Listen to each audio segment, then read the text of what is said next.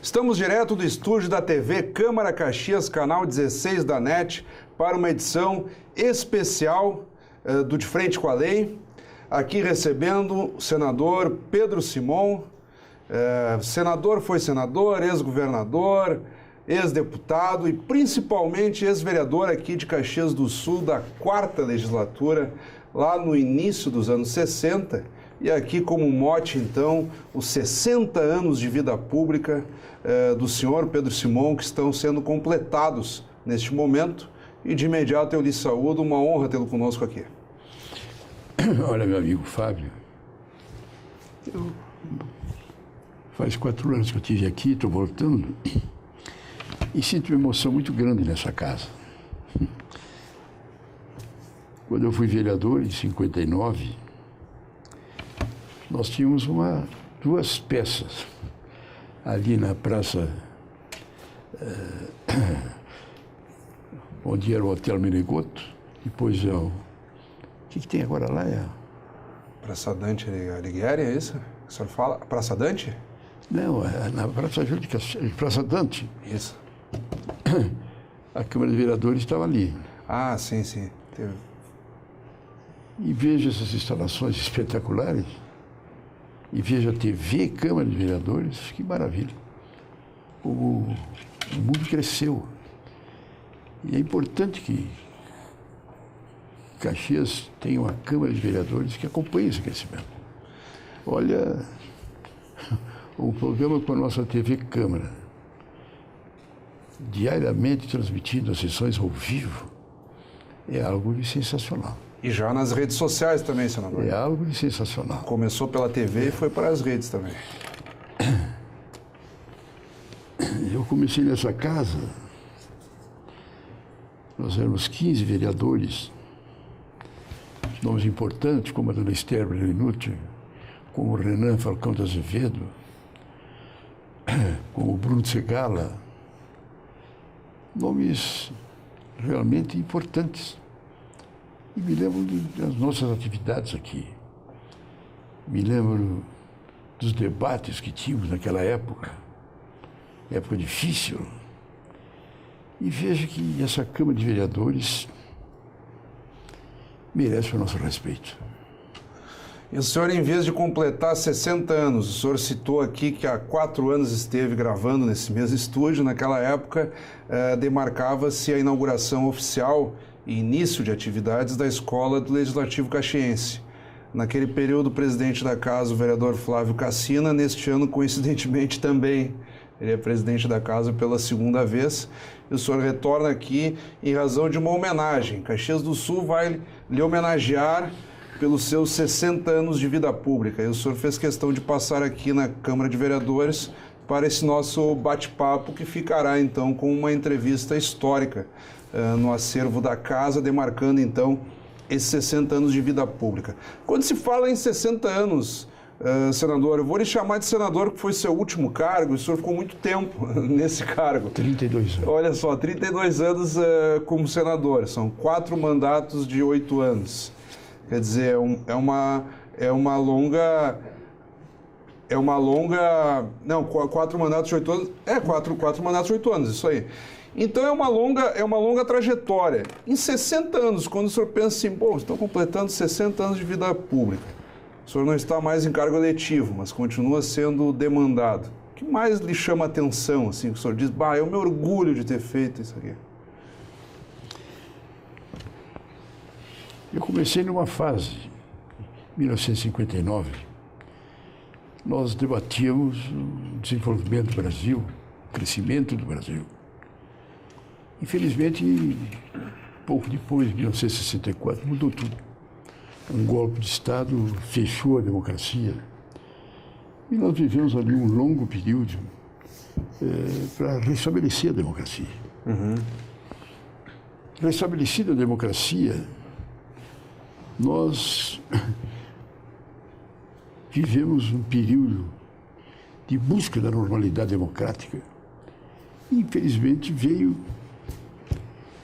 uma onda de corrupção que terminou com a campanha da Lava Jato. Uma campanha difícil, dura, e que mudou a realidade do Brasil. Porque o Brasil era um país onde ia para a cadeia ladrão de galinha. Mas grandes crimes, grandes roubalheiras, grandes escândalos, ninguém era preso. Porque o Brasil já adotava uma política penitenciária que só ia para a cadeia quem fosse condenado em última instância. O juiz condena a primeira instância, vai para o tribunal em Porto Alegre, segunda, vai para o Tribunal de Justiça, terceiro, Tribunal Superior e vai para o Supremo. Isso leva um mundo de tempo. E só como era condenado, só quem era condenado em última instância que ia para a cadeia, esses recursos duravam 1 ano, 2 anos, 3 anos, 4 anos, pegava um bom advogado e corria o prazo. Prescrevia e o cidadão ia para casa. Não acontecia nada. Claro. Quando houve uma mudança importantíssima de que condenado na segunda instância ia para a cadeia, houve um esclarecimento da vida brasileira. Um escândalo enorme que quase quebrou a Petrobras. Houve um tempo de grande debate, grande discussão. E aí foram para a cadeia ex-presidente, senador, deputado federal, ministro, empresário, militar, grandes empresários. Isso começou a fazer essa limpeza da política brasileira.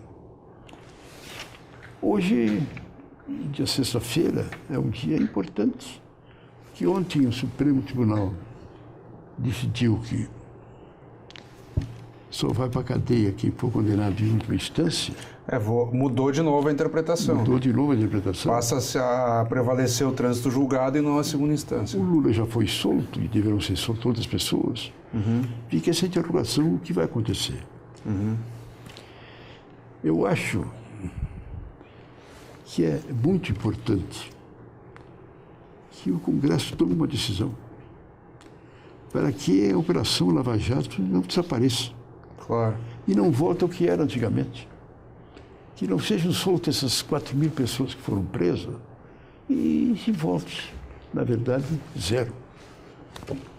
Quando se fala da justiça, senador Simão, em período eleitoral, principalmente a Lava Jato e a figura do juiz Sérgio Moro, hoje ministro da Justiça, acabaram sendo alvos de muitos questionamentos por setores da imprensa, partidos mais notadamente de esquerda, por uma certa partidarização das decisões do judiciário de interpretações.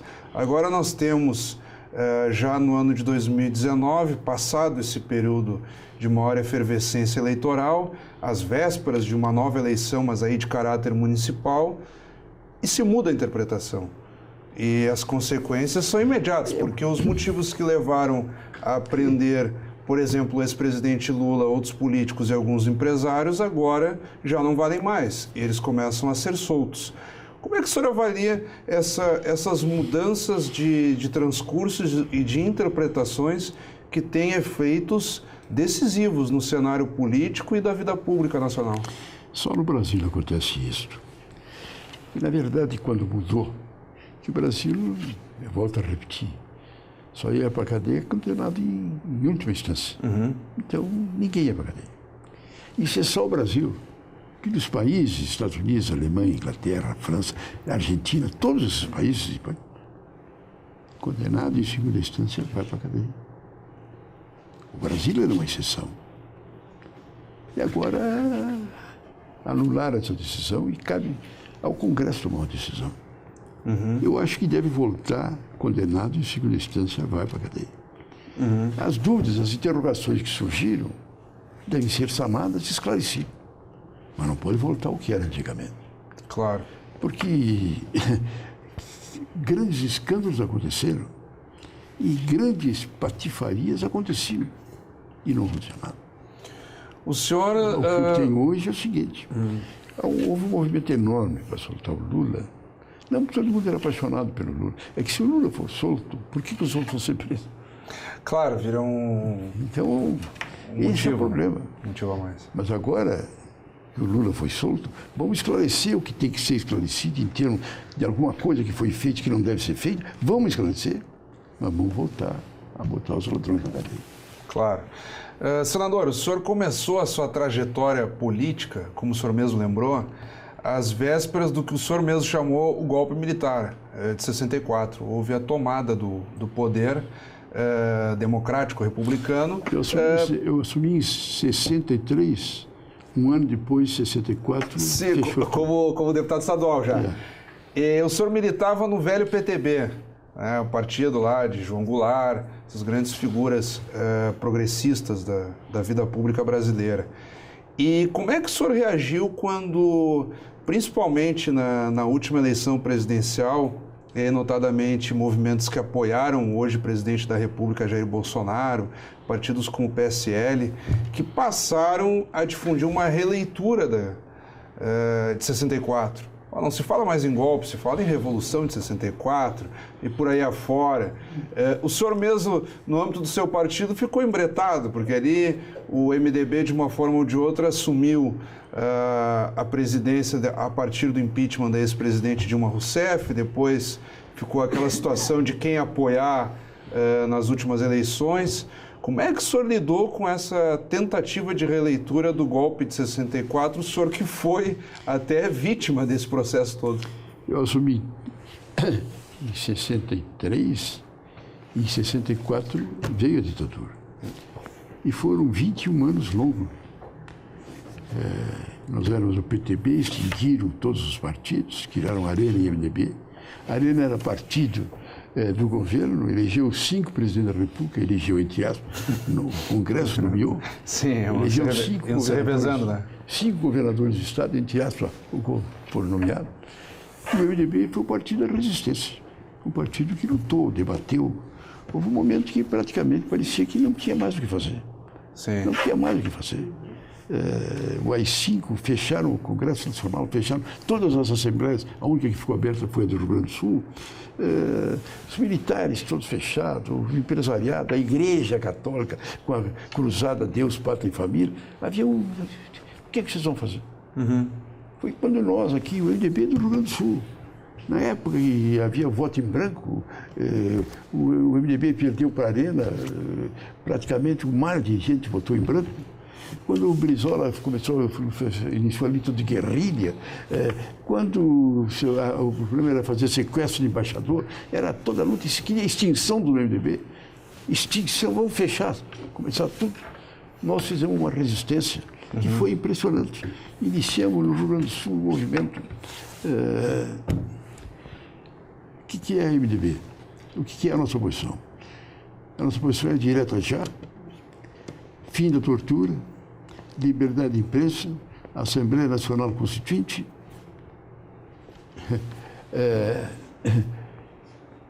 e liberdade, enfim.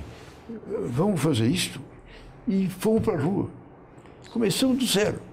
E o país foi crescendo, crescendo, o povo foi para a rua, foi para a rua, foi para a rua. E fantasticamente, sem revolução, sem ditadura, sem morte, sem guerra, sem violência, só com os jovens, a mocidade na rua, empurramos o militar, criamos a democracia, derrubamos a ditadura e estabelecemos a democracia.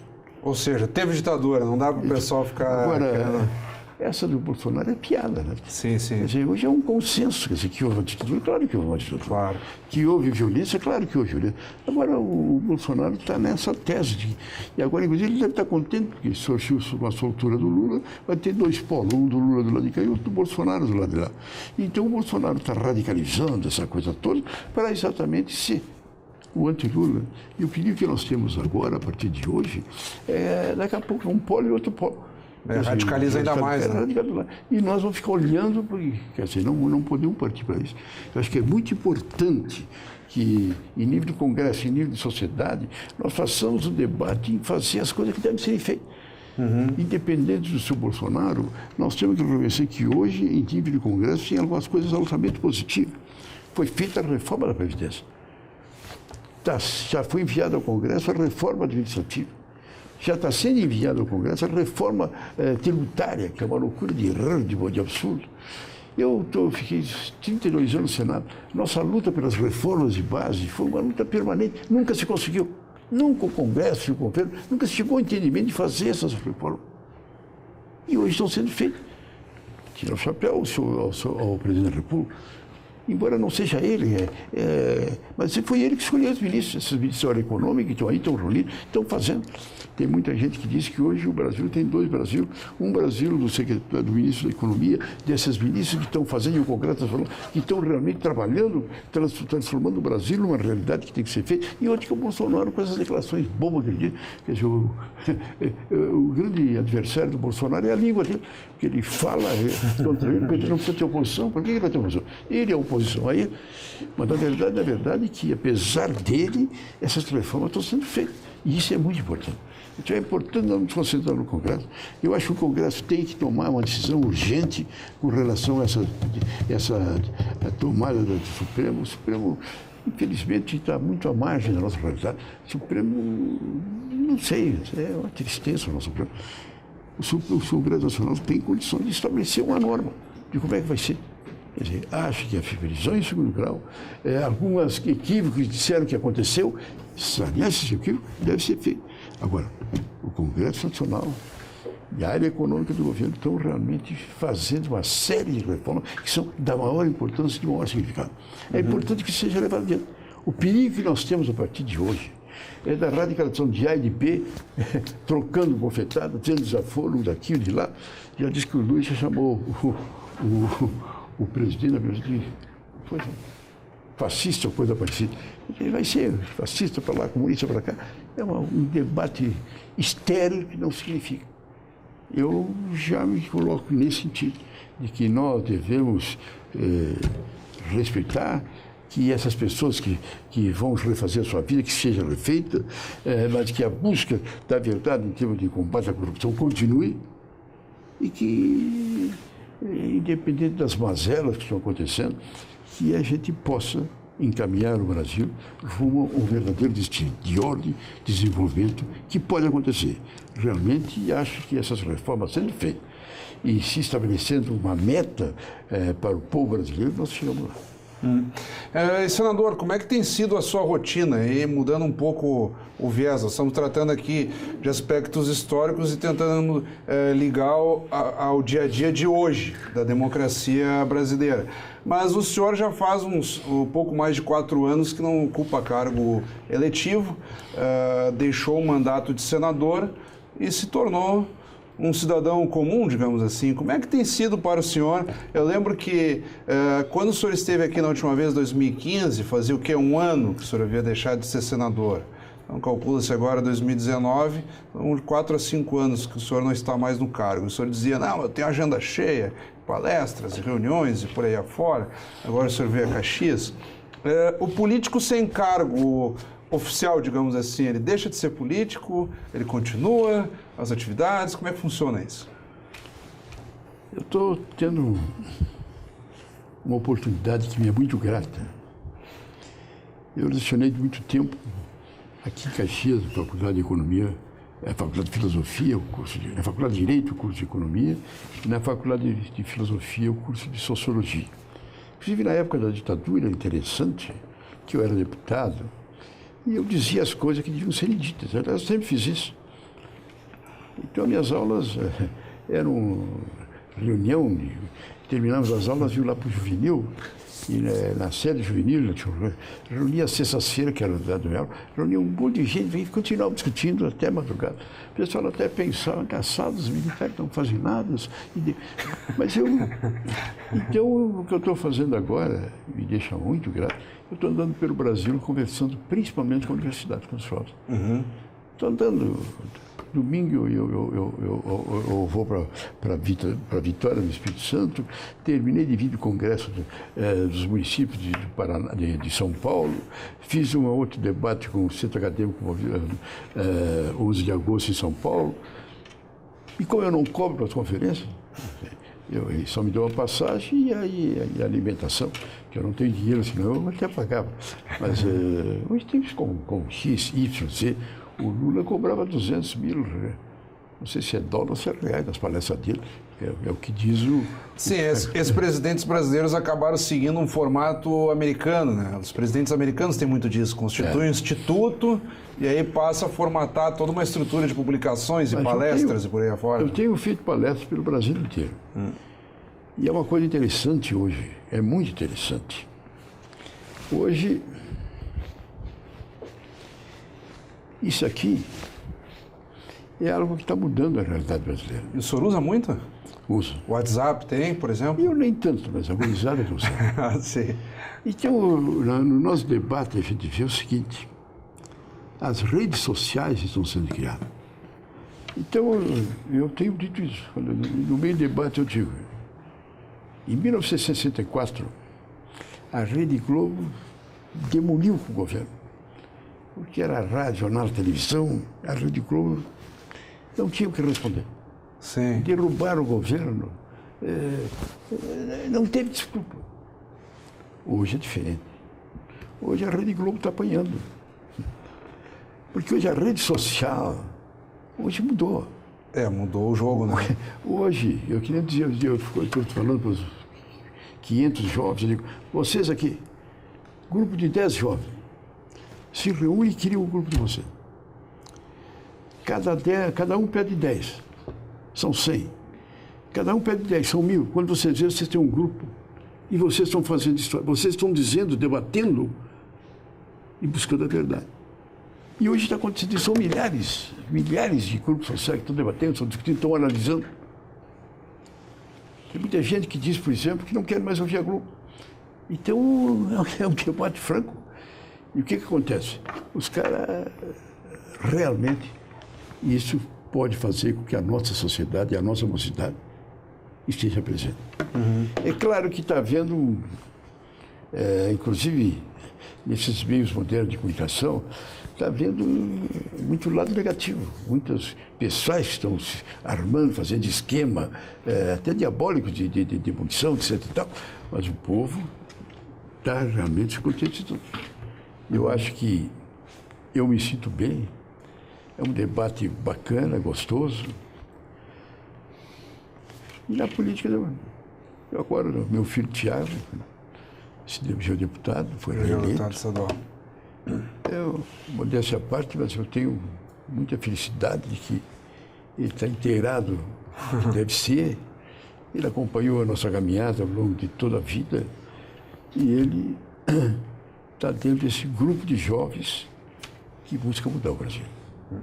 Eu lembro que ao falecido jornalista Geneton Moraes Neto, o senhor concedeu uma entrevista longa para a Globo News, aqueles programas de memória política, e um dos pontos que foi enfatizado naquela oportunidade era o seu desapego a bens materiais. Assim, quando o senhor fala, não cobro pela palestra, o senhor é declaradamente franciscano, tem a sua casa, mas nunca se deteve muito a maiores acúmulos. Como é que o senhor sobrevive hoje, assim? Porque sempre tem aquelas discussões, sai no noticiário, o ex-governador, ex-senador, recebe aposentadoria, não recebe, aí pede aposentadoria, depois deixa de receber. Como é que o senhor tem lidado com essa situação toda? A casa que eu moro, o meu apartamento, quando faleceu a minha primeira esposa, eu perdi um guri, eu levei um baque muito grande. E na hora de fazer o inventário, eu passei tudo para os meus filhos. Então, a casa que eu moro é dos meus filhos. Eu não tenho nada. Nada. Nem negócio, nem isso, nem aquilo, nem imóveis, nem coisa nenhuma. E me sinto bem nesse sentido. Sim. Eu acho que a minha caminhada foi longa, foi difícil, mas foi uma hora de amargura, porque houve um momento em que nós não tínhamos nada. Prefeitura, governo do Estado, governo federal, exército, igreja, todo mundo está concentrado, a imprensa toda era uma lavagem cerebral. E o movimento do povo brasileiro é realmente impressionante. O Brasil é um povo que tem uma história muito bonita. Se olhar para o passado, a independência não teve luta da independência como teve a Argentina. O rei pai disse para o rei filho, olha, bota essa coroa na tua cabeça, e passou para dentro. Não se derramou um título. A República foi a mesma coisa. Antecipa a maioridade. Na época era uma disputa para o Ministério, e só se fazia para mudar o Ministério, e na hora, em vez de mudar o Ministério, terminaram com o Renato, que era a República. Não tem história. Sim. A luta social pelos direitos sociais, a lei das 8 horas, descanso remunerado, férias, etc. e tal. Luta que morreu, guerra no mundo inteiro. No Brasil, e cada um fez coisa nenhuma. O Getúlio assumiu e no dia ele baixou. Está aqui com toda a legislação trabalhista de cima para baixo. Então, nós não temos condições. Pois uma das grandes lutas que se teve no Brasil foi essa, de 64 até o restabelecimento da democracia, quando o povo foi para a rua. Foi para a rua. No auge, quando a política está no chão. Um ponto eu gostaria de... O MDB perdeu a eleição. Sim. O Senado, em 1970, o voto em branco deu um show. A Arena tem uma montanha de votos. Nós elegemos, no Senado nós ficamos dos 81 senadores, nós ficamos dos 7 senadores. Praticamente zero. Então havia um movimento, o Brizola veio para cá, levantou um movimento para extinção do MDB, desaparece com o MDB, fechar com o MDB. Uns queriam a luta armada, fizeram inclusive um movimento de revolução, na fronteira com a Argentina e com o Uruguai. Quando voto em branco, renúncia coletiva, nós resistimos e fizemos uma caminhada. Lutamos contra tudo e contra todos. Naquela época, os caras diziam assim, mas esse Turquia aí, o que esse Turquia quer? Quer dizer, o exército, a marinha aeronáutica fechada, a burguesia, o empresariado fechado, a imprensa toda fechada, a igreja fechada. Nós vimos quem? Quando nós iniciamos a nossa caminhada, foi uma piada, uma votação. Começamos, fizemos primeiro no começo das diretas já, fizemos no interior do Rio Grande do Sul, doutor Tancredo, doutor Luiz, eram meia dúzia de pessoas. Depois viemos para a escola de Porto Alegre, que já eram 2 dúzias. Fomos aumentando, fomos crescendo, até 2, 3 mil pessoas no Largo da Sé e na praia de Copacabana. E sem mais nem menos, sem derramar uma bala, sem coisa nenhuma, as campanhas da direita já foram e nós derrubamos a ditadura e sobrevivemos. E como é que o senhor observa as manifestações populares hoje? Elas não têm um foco tão claro quanto as que o senhor cita. É que hoje... Hoje o sujeito ele vai protestar contra o Lula, o outro vai a favor do Lula, um vai pelo impeachment, outro contra o impeachment, e ficam aquelas manifestações meio difusas. Eu digo uma coisa que é muito importante. Naquela época que eu estou falando, podiam prender, podiam matar, podiam botar na cadeia, podiam caçar o mandato, desempregar, tinha 1000 coisas que eles faziam. Mas tinha uma coisa. Tu estava na luta, tu sabia o que tu queria. Exatamente. Eu quero a democracia, sou contra essa ditadura, quero derrubar essa ditadura.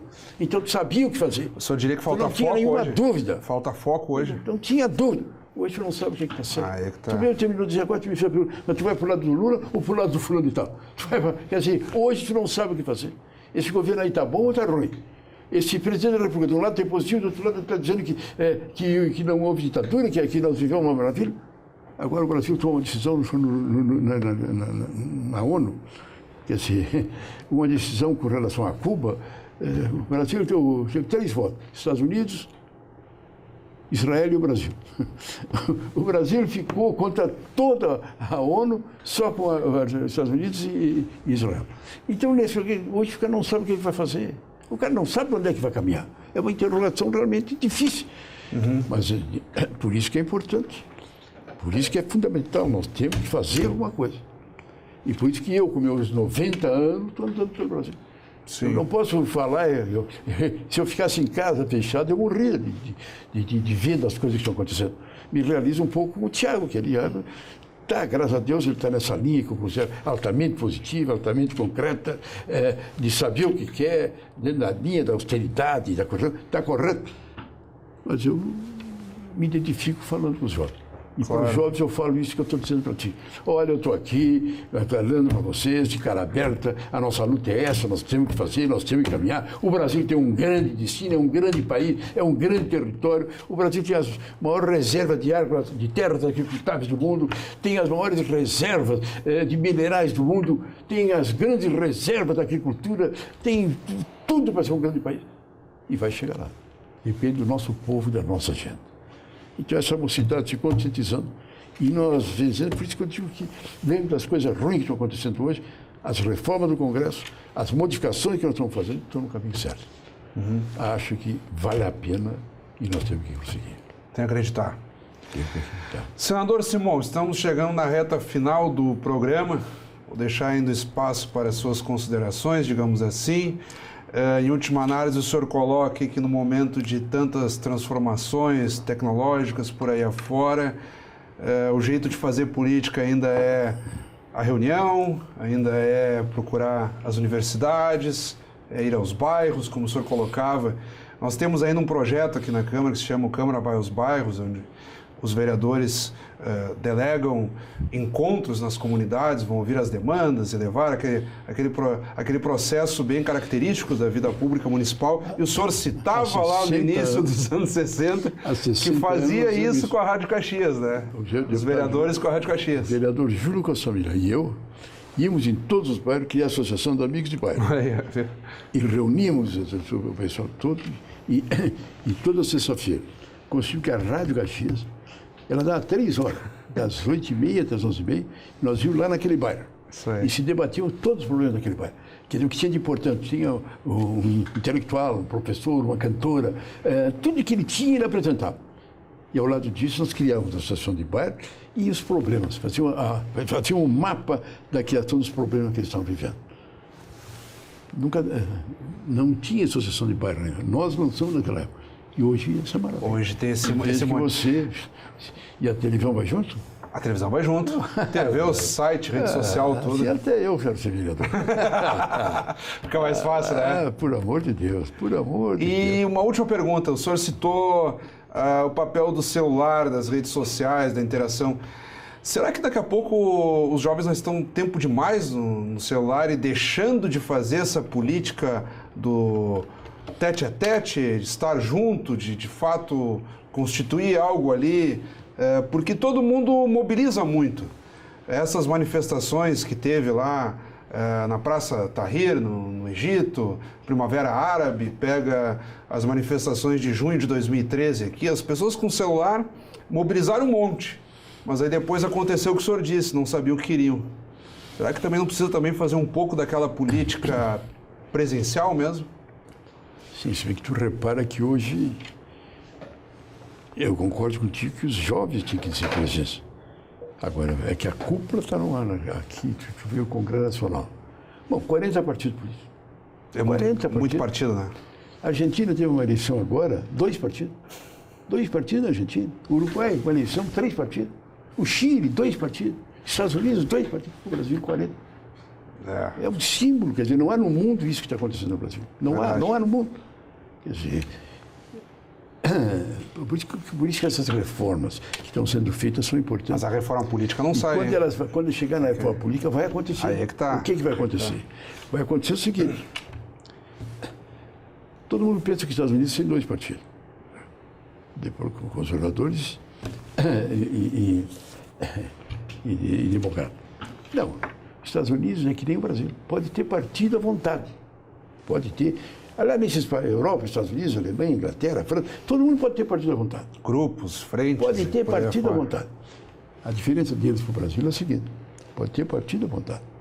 Mas para ter vida partidária, eles têm que ter um percentual. Quer dizer, na Câmara dos Deputados, ele tem que ter um percentual, tem que ter 5%. Ou não tem cadeira. Senão, não tem cadeira. E o que acontece nos Estados Unidos? Nenhum partido, a não ser democrata republicano, tem mais do que tem 5%. Então, com o Partido Comunista. Nos Estados Unidos deve ter um bonde de Partido Comunista. Uma reunião que nem essa. Nós aqui nos reunimos, criamos o Partido Comunista, está registrado, está registrado. Sim, anarquista, ambientalista. Mas daí a ter deputado, senador, tem que ter um percentual. Sim, sim. E no Brasil não, no Brasil pode ser à vontade, anarquia. Sim. Houve uma época, houve um momento que nós votamos no Congresso Nacional e fundamos uma lei que, tendo percentual de representatividade para ter partido. O Supremo, na burrice tamanho do mundo, disse que era antidemocrático. Ela não podia. A liberdade de criar partido, a Constituição permite. Um absurdo que não tem. Então isso vai acontecer. Por fim, senadora, não se candidata mais? Vai continuar só dialogando por aí afora? Nem a vereador, voltar a ser vereador de Caxias daqui a pouco? Tem eleições ano que vem? Não, Caxias... Estou brincando com o senhor, não se candidata mais. Parou por aqui? Em Caxias, além do Búrigo, tem o Sartori que pode ser candidato a prefeito. Sim. Mas eu estou perguntando o senhor, não os outros. Eles têm a idade, agora eu, 90 anos. Desistiu? É piada, né? Não, Estou questionando só. Então parou por aqui, é só um bate-papo com a gurizada. O Thiago está levando a bandeira. Então tá. Eu quero dizer que foi um privilégio poder conversar com o senhor aqui como jornalista da casa, recebê-lo 4 anos depois, vê-lo bem, né, não fugindo das perguntas, atualizado sobre o contexto atual, sobre a história da cidade, do país e por aí afora. Brevemente eu peço então que o senhor se despeça, digamos assim, de quem está nos acompanhando neste momento. Meu amigo Fábio, meus irmãos de Caxias, eu agradeço aos meus companheiros, amigos, por essa manifestação que tivemos. E quero dizer que eu sinto muito orgulho de Caxias, dessa região. Acho que a nossa caminhada é bonita. Eu me lembro, quando eu saí de Caxias, me lembro quando eu tinha 7, 8 anos, ali na Júlio de Cassigo, 2 quadras da praça do Juvenil, a gente jogava futebol na beira na rua, na avenida, tinha casa, e vejo o crescimento dessa gente. Esse povo realmente é extraordinário. Esse povo cresceu, desenvolveu, e aquilo que se diz, as montanhas fizeram com que o caxiense se tornasse um lutador. Dizem que lá na planície, lá na fronteira, que são as planícies enormes, o gaúcho monta num cavalo e vê o céu e as planícies e acha que é o dono. Acha que é o pé. Aqui não. Aqui tu vê aquele morro e o trabalho que tu tem que fazer para subir, para descer, faz com que o cara seja mais compenetrado, sabe das suas dificuldades e se reúne para vencer. E aqui se venceu. É um grande povo, uma grande história. Eu acho que Caxias é fantástico. Quando eu vejo a Universidade de Caxias, a posição que ela tem, o desenvolvimento, como ela já está, universidade de primeiro mundo, eu vejo que valeu a pena. Nunca me esqueço, naquele auge, na véspera da ditadura, alguns dias antes do comício da Central do Brasil, 3 deputados, nós fomos falar com o João Goulart, presidente. Posso falar? Claro. É que o Jango era presidente da República e ele, o MDB, o PTB tinha pedido para ele a nomeação dos cargos. O senhor era PTB ainda? Eu era PTB. O senhor era PTB ainda. E aí a PI, a PTEC, a PC, que ele nomeasse. E o Jango disse, então, me dê os nomes que eu nomeei. E nós deu os nomes e ele levou. Algum tempo depois vieram nomes, nenhum daqueles que se indicaram. O Brizola, que era meio rompido com o Jango.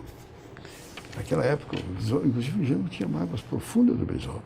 Naquela época, o Brizola estava batendo no Jango.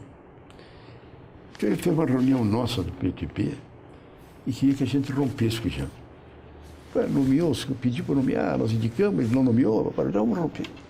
Política, né? E eu, um gurizinho, que tinha 1 ano de deputado, todo mundo, mas cheguei e me disse, olha, se me permite, mas eu acho que hoje está todo mundo batendo no presidente, cai, não cai. Se o PTB do Rio Grande do Sul, que é o grande, rompe com ele, é uma coisa. Eu acho que nós não podemos fazer isso sem falar com ele. O que houve? O que aconteceu? Que coisa, pai, vamos explicar o que houve. Sim. Aí o Brizola, chateados com a coisa, nomearam uma comissão. Aí eu fui junto o Oiser, o Quintana e eu. Chegamos lá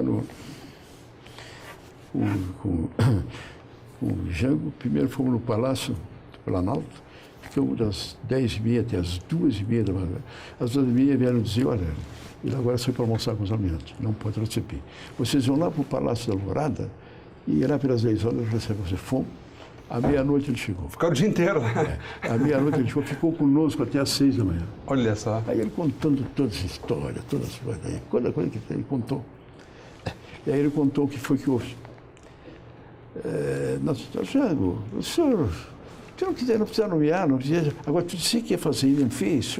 Mas como que eu fiz? Nomeei no mesmo dia. Como nomeei no mesmo dia? Aí ele disse, Cailhar, que era o secretário, traga aqui. E o cara trouxe. Está lá o ofício.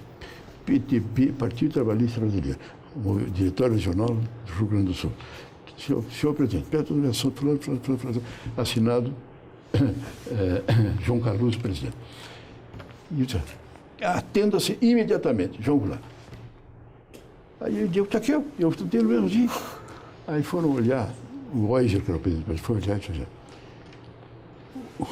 o deputado Paulo Micarone era deputado federal do PTB.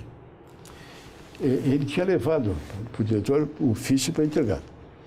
O que ele fez? Pegou uma outra folha para o PTB, fez o negócio, assinou ele e só botou gente dele. O presidente nem sabia, o Jango nem leu, tanto que não leu o nome assinado. Sim. Nessa reunião, eu levei o dossiê para criar a Universidade de Caxias. Ah, aí que o senhor queria chegar. E foi muito o ato do seu João Goulart com o Jango foi... Atenda-se, vida. Veio a ditadura, o ato não se desfez, digamos assim. O Tarso Dutra, ministro da Educação, nós conversamos com ele, e aí aquela confusão toda, e ele conseguiu. E apesar do ato de Jango, levar adiante, não precisou iniciar tudo de novo para ver. Entendi. Ia ser um bolo, negócio, não. E dali foi que saiu a Universidade de Caxias. Tá aí até hoje. Uma honra. Vai à universidade. Uma honra, senador. Obrigado. Então, acabamos de conversar com esse senador, ex-governador, ex-vereador aqui de Caxias do Sul também, Pedro Simon, ele que nos brindou com a sua presença aqui numa edição especial, especialíssima do De Frente com a Lei, no momento em que o senador Simon completa 60 anos de vida pública, vida esta iniciada aqui em Caxias do Sul, como vereador ainda do antigo PTB e agora é o senador ainda filiado ao MDB. Obrigado pela audiência, até o nosso próximo encontro.